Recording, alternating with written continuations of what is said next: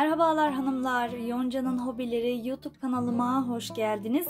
Bugün şöyle yazlık iplerde kullanılan ince bir iple güzel bir bandana modelinin yapılışını anlatacağım sizlere. Modelimiz çok güzel arkadaşlar, ben çok beğendim. İnşallah sizler de beğenirsiniz. Şöyle tığ numaram burada silinmiş arkadaşlar. Bu tığım 6 numara 1.40 milimlik bir tığ kullanacağım. İpim de Alize Diva, dediğim gibi ince bir ip. Hemen başlayacağım. Kanalıma abone değilseniz ücretsiz bir şekilde abone olabilirsiniz. Videolarımı severek, beğenerek izliyorsanız beğen tuşuna da basmayı unutmayın. Şimdiden beğenileriniz için teşekkür ediyorum. Hemen başlayalım arkadaşlar, vakit kaybetmeden. Öncelikle 5 tane zincir çekeceğim. Bir tane ilmek oluşturuyorum. Bu şekilde ilmeğimi oluşturduktan sonra 1, 2, 3, 4 ve 5 tane zincir çektim. Şöyle tığıma 1, 2 defa doladım. Alttaki ilk çektiğimiz birinci zincire batarak bir ilmek aldım ve ilmeklerimi 2, 2, 2 kapattım. Üçlü trabzan yapmış oldum. Şimdi tekrar zincir çekeceğiz. 1, 2, 3, 4, 5, 6, 7, 8, 9 ve 10. 10 tane zincir çektim. Tığıma 1, 2 defa doladım. Şöyle 2 defa doladıktan sonra buradan sayıyorum. Şöyle buradaki birinci zincirden sayıyorum. 1, 2, 3, 4 ve 5. 5. zincirime battım ve tekrar buraya üçlü trabzan yapıyorum. 2, 2 ve 2 kapattım. Aynı işlemi tekrarlayacağız. 1, 2, 3, 4, 5, 6, 7, 8, 9 ve 10.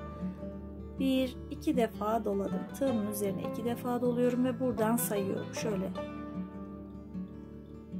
1, 2, 3, 4 ve 5. 5. zincirime buraya batıyorum ve ilmeklerimi 2, 2, 2 kapatıyorum. Üçlü trabzan yapmış oldum.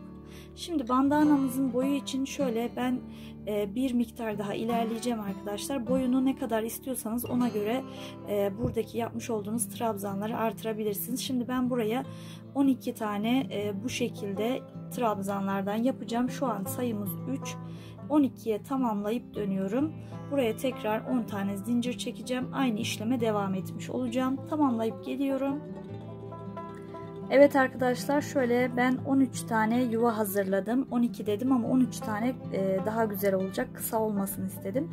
Bu şekilde yuvalar hazırladık. Şöyle 1, 2, 3, 4, 5, 6, 7, 8, 9, 10, 11, 12 ve 13. İpimi buradan keseceğim. Bir tane zincir çekiyorum ve şöyle ilmeğimi uzattım. Hemen kesiyorum. Şimdi buradaki son yapmış olduğumuz yuvadan tekrar başlayacağız. Öncelikle bir tane ilmek oluşturuyorum ve hemen buradaki yapmış olduğum yuvanın içerisine batıyorum. Şöyle yuvanın içerisine battım. Şu arka ipimizi de içeriye geçirelim. Buraya bir tane sık iğne yaparak sabitledim. Bu şekilde. Bu şekilde sabitledik. Şimdi 1, 2, 3, 4 ve 5 tane zincir çektik. Zincirin altından tığımı geçirdim ve bir ilmek aldım. Buraya bir tane zincir çektim ve ilmeğim tığımın üzerinde. Şöyle net bir şekilde görünsün istiyorum. Şöyle 2 oldu ilmeğimiz.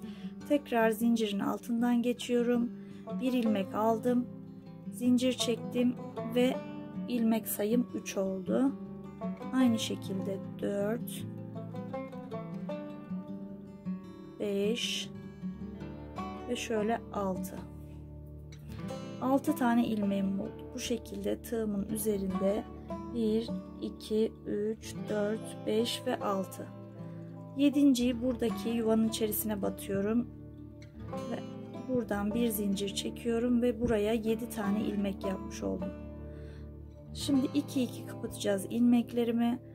Şöyle ikisini birlikte kapattım. Daha sonra yine 2, 2, 2 ve 2, 2 kapattım. Şimdi buraya 1, 2, 3, 4 zincir çektim. Şu ilk baştaki ilmeğin hemen buraya batıyorum arkadaşlar. Şöyle göstereyim. Hemen burada 2 tane ilmeğimiz var. 2 ilmeğin arasına batıp sık iğne yaparak buraya bir pipirik oluşturmuş oldum. Şöyle çeviriyorum arkadaşlar. Burada hemen sık iğne yaptığımız yerin yanında 1, 2, 3, 4, 5 tane 6 tane ilmeğimiz var. Bu 6 ilmekten ilmek alacağız. 7. yine yuvaya batacağız. Hiç başına dolamadan buradan ilk birinciden başlıyorum arkadaşlar. Hemen bakın burada dibinde buraya battım. 2, bir sonrakine batıyorum. 3, 4, 5 ve 6. 6 tane tekrardan ilmek çıkardım tığımın üzerine. Buradaki yuvaya batıyorum ve 7.'yi buradan alıp yine kapattım. Bu şekilde 7 oldu. Yine 2 kapatıyorum. Her bir ilmeğimi ikişerli olarak bu şekilde kapatıyorum.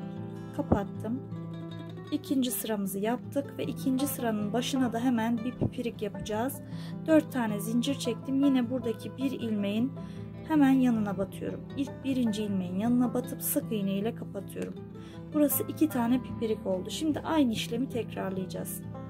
Hemen burada görünüyor arkadaşlar. Bakın şöyle daha yakından göstereyim. Bu kısma batıyorum. 2, 3, 4, 5 ve 6. 6 tane ilmeğim oldu. Tığımın üzerinde 6 tane ilmeğim var. Hemen buraya 7.'sini yapıyorum.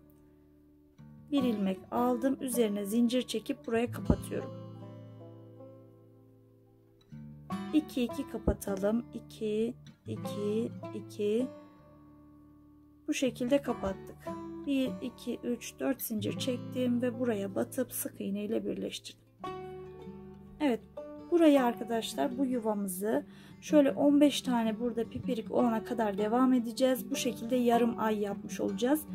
Şöyle ben burayı kamera arkasında tamamlayayım, daha sonra devam edelim diğer bölümlerle.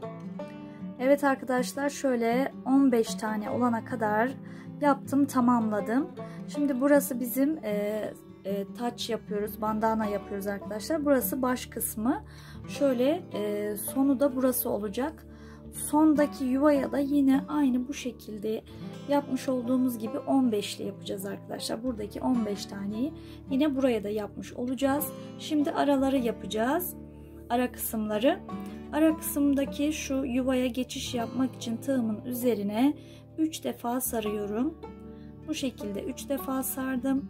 Şöyle düz yüzünü bu şekilde düz olacak şekilde getiriyorum ve yuvanın içerisine batarak burada önce ilmeğimi tek kapatıyorum. Daha sonra 2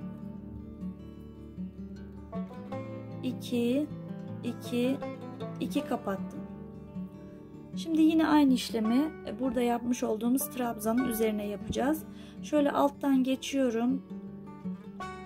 Bir zincir çekiyorum. İlmek sayım 2 oldu. 3 4 5 ve 6. 7.'yi getiriyorum. Buradaki yuvanın içerisinden aynı şekilde bir zincir çekerek 7 tane ilmek oluşturuyorum tığımın üzerine. 2 kapatalım yine aynı şekilde.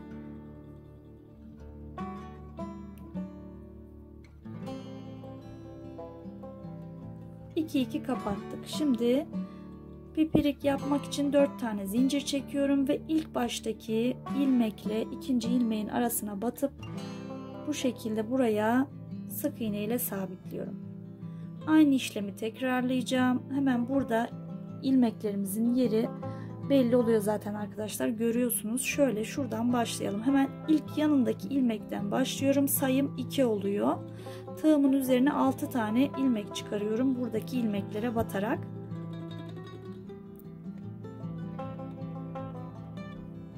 Dört oldu. Şöyle 5. Şöyle şuradaki sondakine de batıyorum ve 6. Getiriyorum buradaki yuvaya batarak 7.'yi de buraya yapıyorum arkadaşlar. Yine bir zincir çekiyorum ve hepsini 2 kapatalım.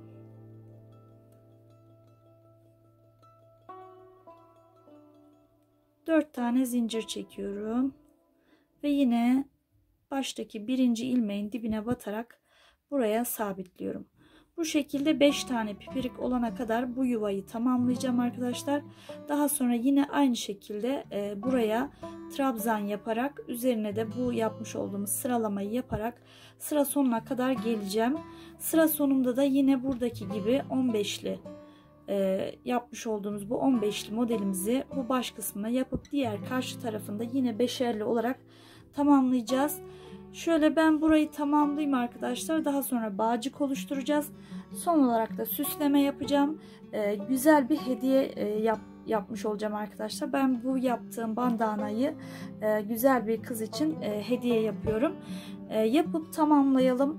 Daha sonra devam edeceğiz. Evet arkadaşlar, şöyle bandanamızı tamamladım. En son bu kısmı yapmıştık. Yine aynı geçişle diğer kısımları tamamladım ve başa kadar geldim. Baştaki işlemimiz de yine buradakiyle aynı. Bu şekilde burayı da göstermiştim yapılışını. Buraya kadar geldikten sonra da yine aynı geçişle buraya kadar gelmiş oldum. Bandanamızı tamamladık. Sadece bağcık kısmı ve süslemesi kaldı. Burayı birleştirmeyi gösterip hemen bağcığa geçeceğim. Şöyle son 5. pipiri yaptım burada arkadaşlar. 1, 2, 3, 4, 5. Buradaki ilk baştaki şu başladığımız pipirik kısmına bu kısma batalım ve buradan birleştirelim. Bir tane ilmek aldım ve diğer ilmeğin içerisinden kaydırıyorum ve buraya sabitlemiş oldum. Bir tane zincir çekip zincirimi sıkıştırıyorum. Bir tane daha çektim, daha sıkı olsun diye buradan ipimi uzatıp kesiyorum. Şöyle tamamladık. Şimdi burada arkadaşlar bağcık yapmak için 15 tane pipiriğimiz var. Şöyle 2, 4, 6, 7, 8. bağcığa yine buradan da 2, 4, 6, 8. yani 7 tane bu tarafta, 7 tane de bu tarafta, tam 15. ortadaki olmuş olacak arkadaşlar. Burası 8. tam ortası olmuş olacak arkadaşlar. Buradan ipimizi ekleyelim. Şöyle ipimi buraya sabitledim ve buradaki ipi de içeride yürüteceğim. 2, 3 tane zincir çekiyorum. Tığıma bir defa doladım. Aynı yere tekrar batıyorum. Buraya ikili trabzan yaptım. Zincir şeklinde bağcık oluşturacağız. 1, 2 zincir çekiyorum. Tığıma doluyorum. Bu aşağıda yapmış olduğum bu kısma batıyorum. Ve tekrar ikili trabzan. Üst üste bu şekilde zincir görüntüsü yapacağız. 2 zincir çekiyorum. Tığıma doluyorum. Alttaki trabzana batarak, orta kısma batarak ikili trabzan yapıyorum. 2 zincir çekiyorum. Bu şekilde istediğiniz uzunluğa gelene kadar bağcığınızı oluşturabilirsiniz. Şöyle ben bu kısmı tamamlayayım arkadaşlar. Son kısımda bir süsleme daha yapacağız. Hemen oraya gelelim. Evet arkadaşlar, bağcığım bu şekilde, uzunluğu 25 tane yaptım. Yapmış olduğum zincirden tamamen zincir görüntüsünde arkadaşlar. Şimdi buraya 3 kısma son trabzanı yaptım. Şimdi burada 1, 2, 3, 4, 5 zincir çekiyorum ve ilk zincire batarak kaydırma tekniği yapıp buraya bir tane pipirik yaptım. Tekrar 1, 2, 3, 4, 5 zincir çektim. Hemen ilk baştaki çektiğime batıyorum ve kaydırıyorum. 2 oldu. 5 zincir çekiyorum. Yine birinciye batarak kaydırıyorum. Buraya 3 tane pipirik yaptım. Bunu getiriyorum. Buradaki son trabzanın içerisine batarak buraya yine bir tane kaydırma tekniği yapıp bir zincir çekiyorum, sıkıştırıyorum. Bu şekilde bir görüntüsü oldu. Uç kısma süsleme yapmış olduk. Şöyle ipimizi keselim. Biraz uzun keselim. İçeride yürütüp temizleyeceğiz bu ipimizi. Ucunu bu şekilde yaptım arkadaşlar. İsterseniz sade de bırakabilirsiniz. Buradaki kenarlarla da gayet uyumlu oldu. Bunu böyle içeride yürütüp temizleyeceğiz. Şimdi buraya arkadaşlar hemen şuradan başlayalım. O kısmı daha sonra temizleyeceğim. Buraya şöyle ince süslemesi yapacağız. İncim bu şekilde.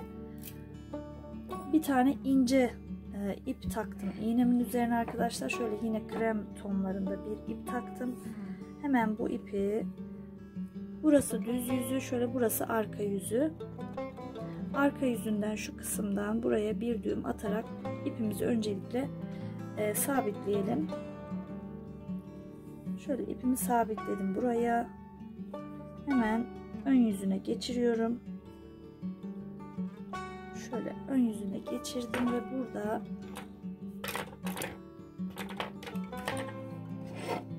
şöyle inciden 1 2 3 4 ve 5 tane inci alıyorum. Sayısını istediğiniz gibi ayarlayabilirsiniz arkadaşlar. Şöyle 5 tane yeterli olur benim için. Şöyle bakın buraya, bu kısma şu baştaki birleşim yerine batıyorum ve arka tarafa geçiriyorum iğnemi.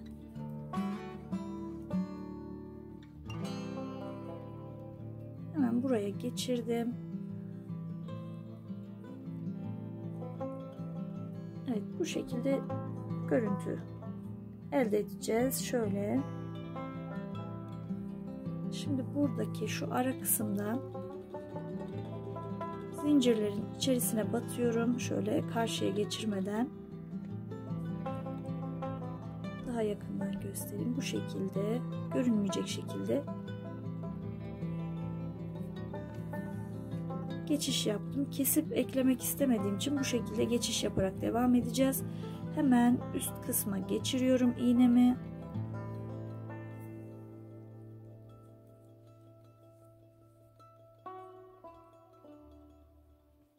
Ve buraya da 5 tane alalım hemen.